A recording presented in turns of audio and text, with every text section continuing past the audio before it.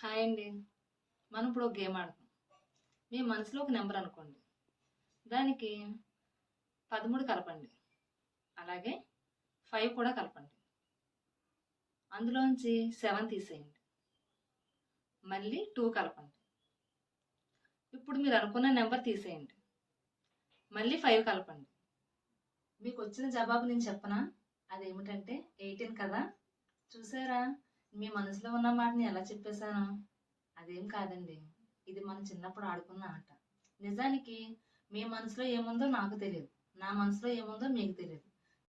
కానీ మనందరి మనసులో ఏముందో, ఏం ఆలోచిస్తున్నామో ఒకరికి తెలుసని మన ధర్మశాస్త్రాలు చెప్తున్నాయి. భగవద్గీతలో ఈ విధంగా చెప్పడం జరిగింది: సమస్త ప్రాణుల యొక్క హృదయమున వెలియుచున్నాను.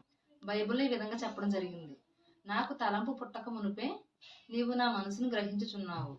ఖురాన్లో కూడా ఈ విధంగా చెప్పడం జరిగింది: గుండెల్లో దాగి ఉన్న రహస్యాలు సైతం ఆయన ఎరుగును. చూసారా, మన మనసులో ఉన్న ప్రతి విషయం దైవానికి తెలుస్తుంది. కాబట్టి మనం అందరం చెడు ఆలోచనలు చేయకుండా మంచి విషయాలు ఆలోచిస్తూ మంచికి దగ్గరగా చెడుకు దూరంగా ఉందాం.